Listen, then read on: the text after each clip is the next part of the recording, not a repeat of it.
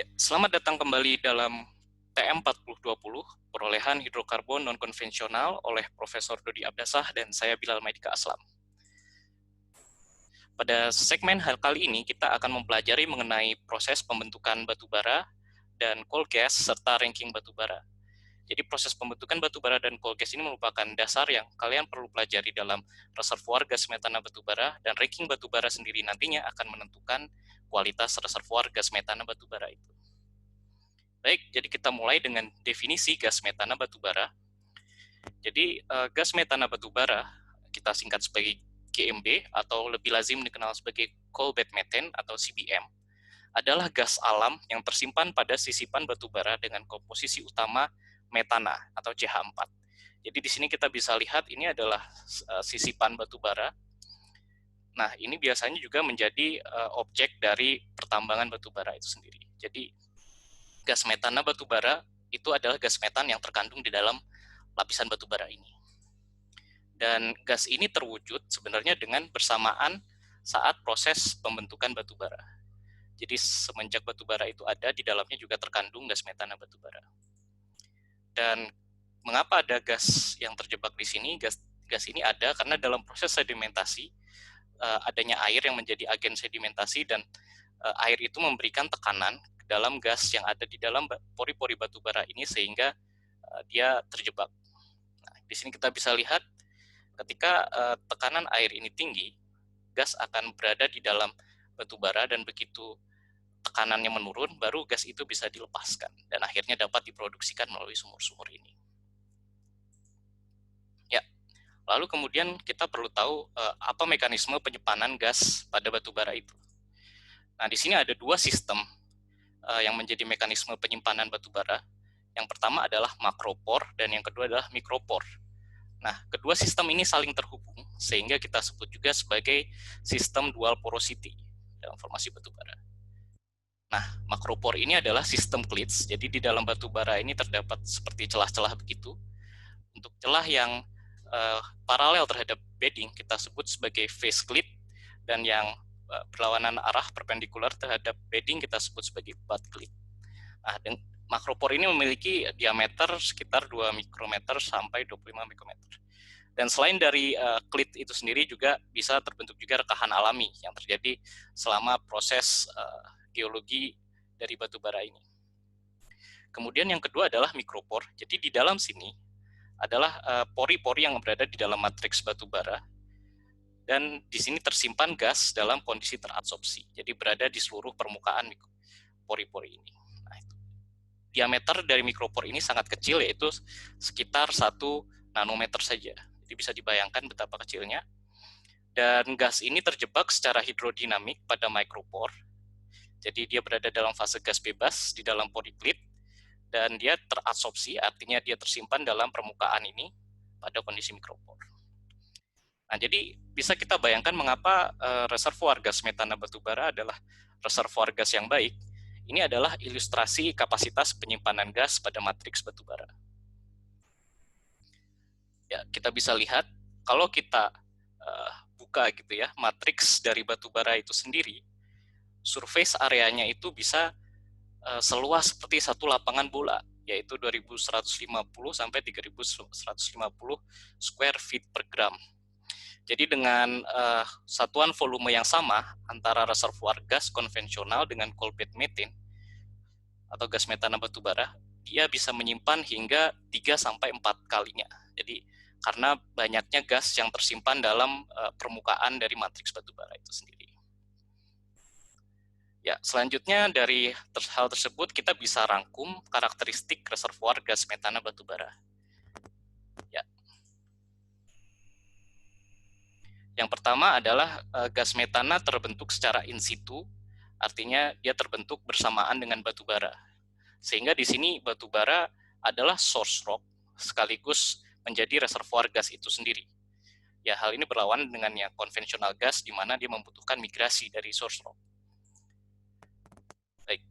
Yang kedua, tidak terdapat batas kontak fluida antara air dan gas karena tidak terjadi proses migrasi, melainkan terjadi generasi gas secara in situ sehingga gas dan air tidak terpisah gitu ya, dalam satu reservoir.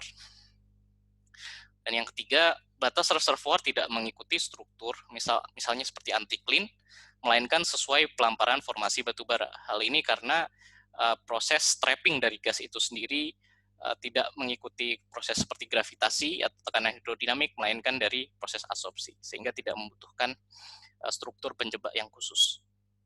Dan yang terakhir, kapasitas penyimpanan gas merupakan fungsi dari ranking batu bara. Mengapa? Nah, ini akan kita jawab dari akhir kuliah ini. Nah, berikut adalah perbedaan reservoir gas metana batu bara terhadap reservoir gas konvensional yang sudah kita pelajari sebelumnya. Apa bedanya? Pertama, dari sumber gas, seperti yang kita lihat tadi, reservoir gas metana batu bara, gasnya berasal dari proses pembentukan batu bara, atau kita kenal sebagai kualifikasi. Sedangkan reservoir gas konvensional, gasnya berasal dari migrasi dari shock rock. Nah, kemudian mekanisme penyimpanan gas yang dominan pada gas metana batu bara adalah pada proses adsorpsi di dalam matriks, sedangkan di reservoir gas konvensional adalah dalam free gas, di dalam pori itu sendiri. Jalur aliran dominan di dalam reservoir gas metana batu bara adalah melalui sistem klit dan rekahan yang mempunyai permeabilitas yang dominan. Sedangkan di reservoir konvensional adalah pori interpartikel yang mana permeabilitasnya cenderung homogen. Jenis alirannya sendiri ada bertahap karena terjadi proses penjebakan yang berbeda. Nanti kita pelajari ada desorpsi, difusi, dan aliran darsi. Sedangkan di konvensional hanya darsi saja. Dan di kondisi saturasi awalnya di reservoir GMB dia dominasi oleh air. Sedangkan di reservoir gas konvensional di zona reservoirnya dominan adalah gas. Dan recovery factor dari gas metana batu bara sendiri lebih kecil, sekitar 45-60% saja, sedangkan yang gas konvensional adalah 80-95%. Nah, di sini bisa kita lihat ini adalah perbandingan dari reservoir coal bed methane atau GMB, dan ini adalah reservoir gas konvensional.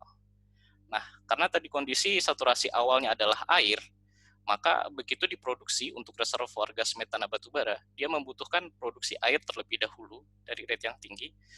Dan ketika tekanan sudah mulai turun, produksi akan diikuti oleh gas. Sedangkan di sini akan dominan gas. Sedangkan kalau di reservoir konvensional, karena zona saturasi awalnya adalah gas, kita bisa produksikan gas metana dari awal. Dan air akan ikut terproduksi karena adanya encroachment dari aquifer atau zona air di bawahnya. Nah, kemudian kita perlu mempelajari proses genesa batu bara atau pembentukan batu bara yang menjadi cikal bakal dari reservoir itu sendiri. Nah, kalau kita review, ini adalah hal yang kita pelajari dari zaman SD. Awalnya pembentuk batu bara adalah gambut atau sebenarnya tanaman vegetasi yang ada di daerah rawa. Kemudian karena dia tertimbun di dalam air, dia jadi dekomposisinya terhambat. Nah, seiring akumulasi, permukaan air terus meninggi, sehingga vegetasi berkurang dan akumulasi gambut tertutup oleh sedimen. Selanjutnya pada tahap awal, ketika gambut ini semakin tersedimentasi, sedangkan karena masih dangkal temperaturnya rendah, terjadi aktivitas fermentasi oleh mikroba yang anaerob, sehingga di sini dihasilkan gas. Nah, gas ini kita sebut sebagai gas biogenik. Nah, seiring meningkatnya tekanan dan temperatur dengan penambahan kedalaman sedimen, terjadi dekomposisi material organik.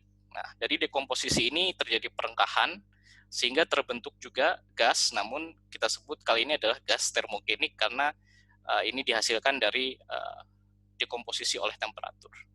Nah, proses ini disebut juga sebagai proses kualifikasi. Baik, lalu bagaimana batu bara itu diperingkatkan atau kita sebut ranking? Jadi seiring proses sedimentasi batu bara itu, terjadi peningkatan kematangan termal yang diklasifikasikan dalam ranking batu bara.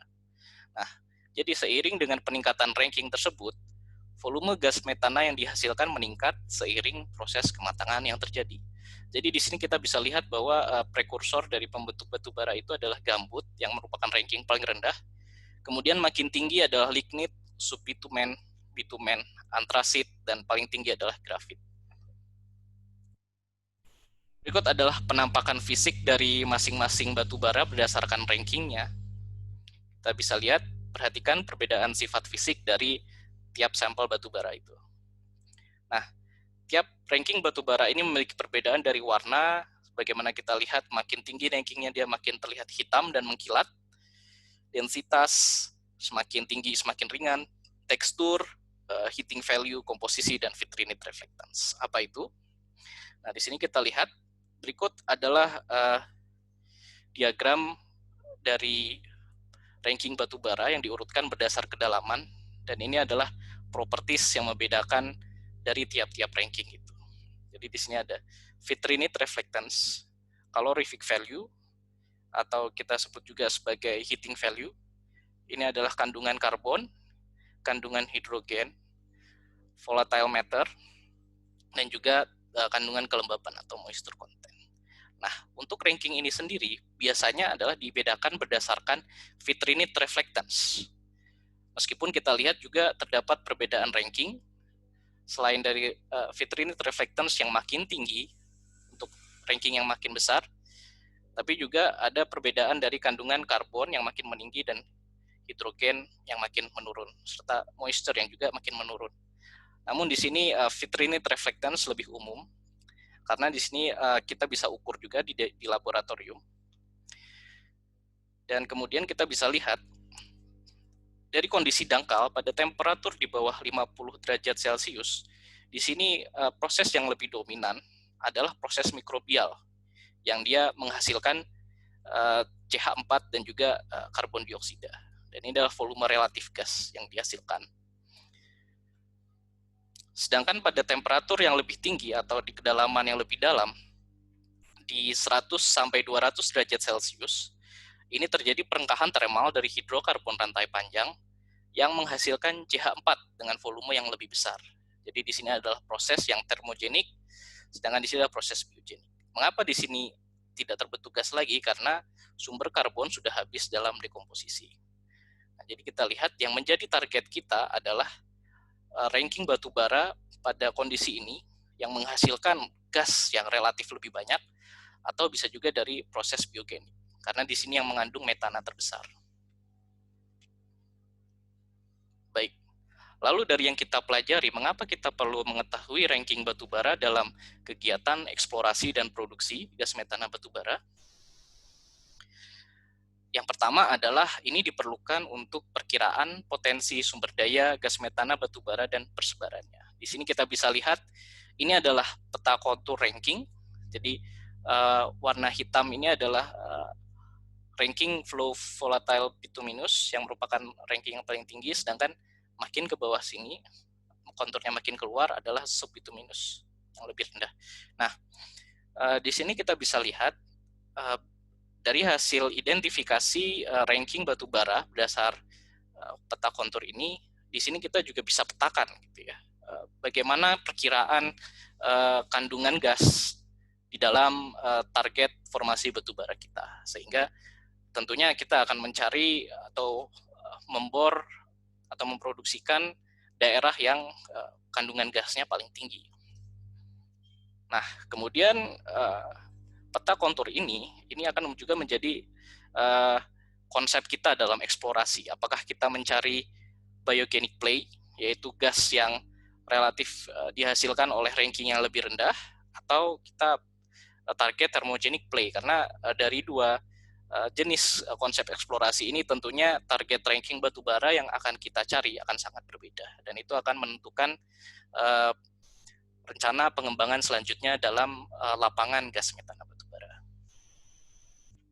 Berikut adalah referensi lanjutan yang bisa kalian pakai untuk mengetahui lebih lanjut mengenai bahan kuliah ini. Ada dalam buku teks dan makalah jurnal.